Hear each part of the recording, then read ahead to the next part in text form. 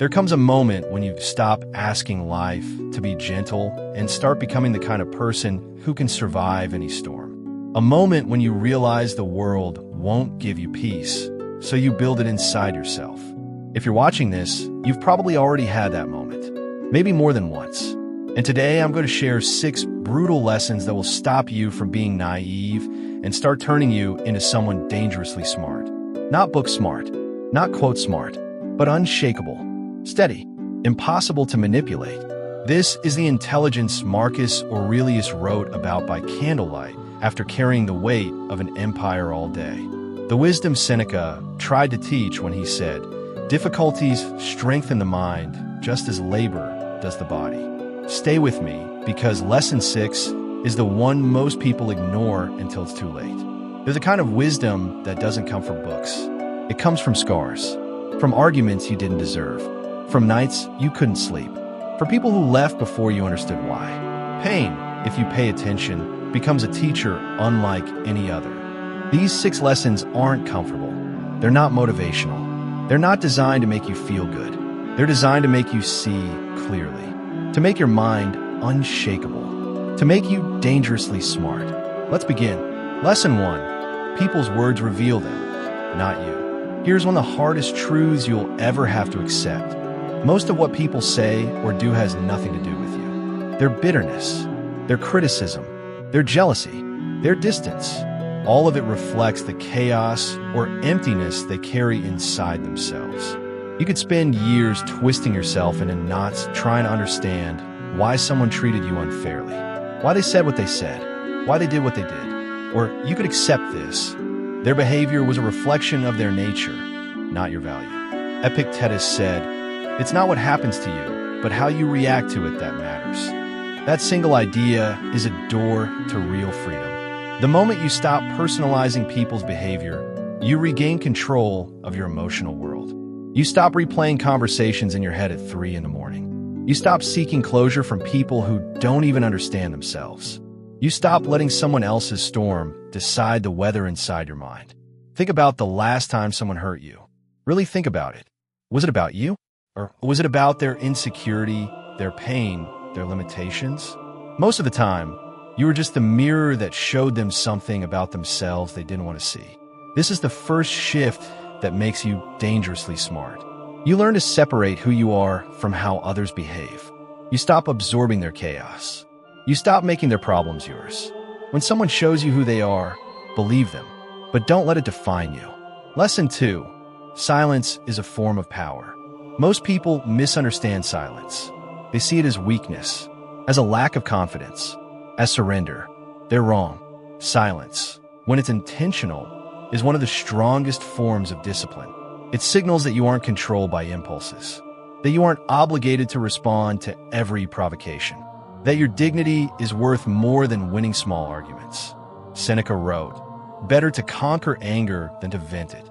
He understood that true strength is quiet, that revenge is loud, that wisdom speaks only when it needs to. When you use silence wisely, people sense something different about you. A controlled confidence that doesn't need validation. A power that doesn't announce itself. Silence becomes your way of saying, "I see what you're trying to do, and I'm not playing this game." It protects your peace, your energy, your intelligence. Not every comment needs a rebuttal. Not every insult deserves a reply. Not every moment is worth your voice. Think about the last argument you had. What if you'd said nothing? What if you just looked at them, understood their game, and walked away? You would have kept your power. They would have lost theirs. Silence isn't losing. Silence is choosing not to waste your strength on battles that don't matter. The loudest person in the room is rarely the most powerful. The most powerful person is the one who doesn't need to speak to be heard. Lesson 3. Pain is the teacher you didn't ask for, but needed. Life will break you in ways you don't expect. It will take people from you, expose your weaknesses, force you into moments where you feel painfully alone. But the Stoics understood something powerful. Suffering is not the enemy. Ignorance is. Pain is not the thing that ruins you.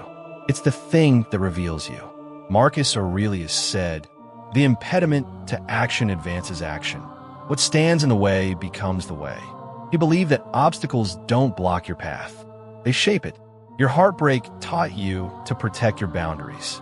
Your failures taught you resilience. Your disappointments taught you independence. Your loneliness taught you self-respect. Your betrayals taught you to see people more clearly. Pain refined you. It sharpened you. It gave you a kind of depth that people who avoid discomfort will never understand.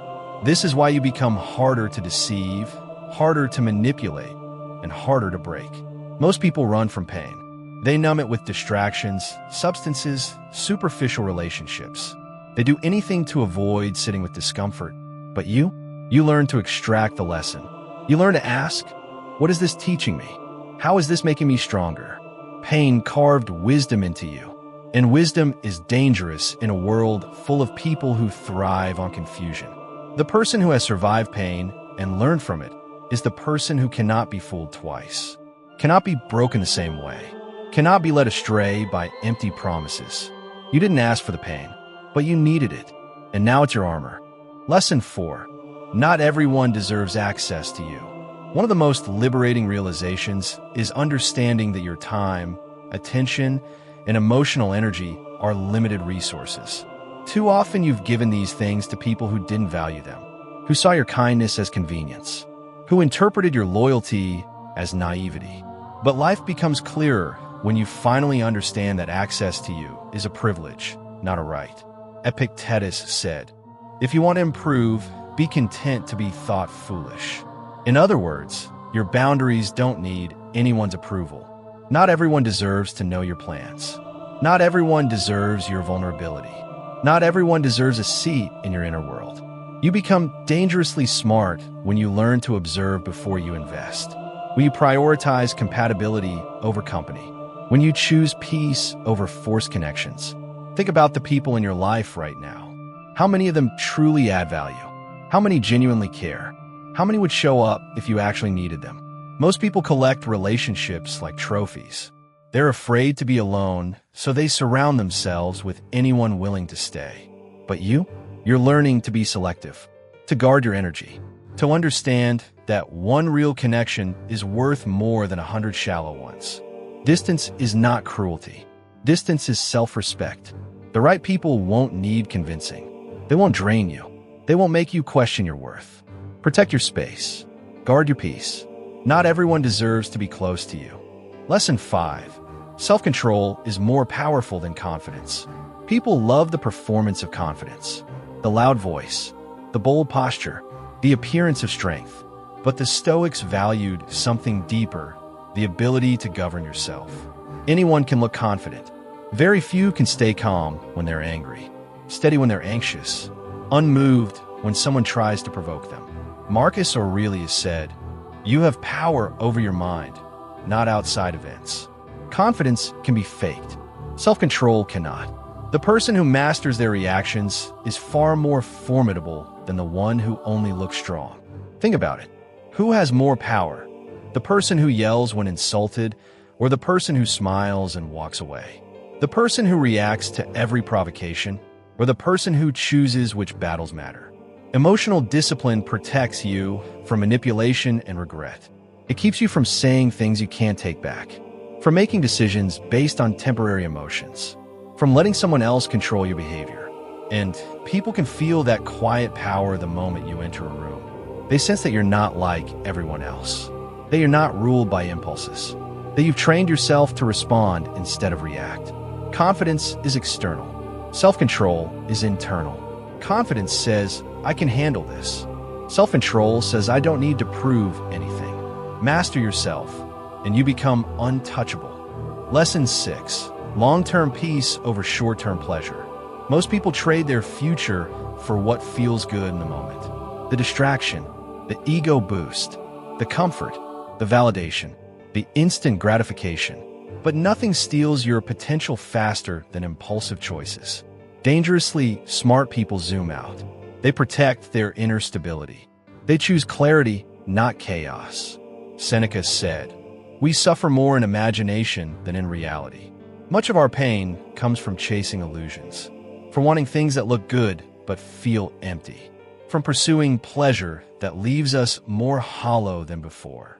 When you choose peace over drama and purpose over quick pleasure, you stop living on impulse and start building the life you actually want. Peace isn't passive. It's not about avoiding challenges. It's not about playing it safe. Peace is a long-term decision. It's choosing the difficult conversation now instead of the explosion later. It's choosing discipline today instead of regret tomorrow. It's choosing growth over comfort, truth over convenience, substance over appearance. Most people won't understand this. They'll think you're boring, rigid, missing out. Let them think that. While they chase every shiny distraction, you're building something real, something that lasts. The person who can delay gratification, who can resist temptation, who can stay focused on what truly matters, that person becomes unstoppable. These lessons aren't comfortable. They're not supposed to be, but they change you. You stop repeating old patterns. You stop needing outside approval. You start moving through life with clarity and intention. And slowly, quietly, you become someone dangerously smart. Not because you know more, but because you finally understand yourself. You understand that people's behavior reflects them, not you. That silence is power. That pain is your teacher. That not everyone deserves access. That self-control beats confidence. That peace is a long-term game. This is the intelligence the Stoics lived by. The wisdom that built unshakable minds in the middle of chaos. Marcus Aurelius commanded armies and still found peace. Seneca faced exile and still chose wisdom. Epictetus was a slave who became freer than his masters. They didn't have easier lives. They had better minds. And now you have the same tools. If you want to build your financial independence, a real empire, click on the link in the description. If this spoke to you, if it challenged something in you, if it made you think differently about your own life, then it was meant for you today. You're not the same person you were when you started this video. Something shifted. Something clicked. Hold on to that. And if you want more quiet Stoic reflections like this, more lessons that cut through the noise and get to what actually matters, subscribe and stay close. You're building something most people never will, a mind that cannot be shaken. Keep going. You're becoming dangerously smart.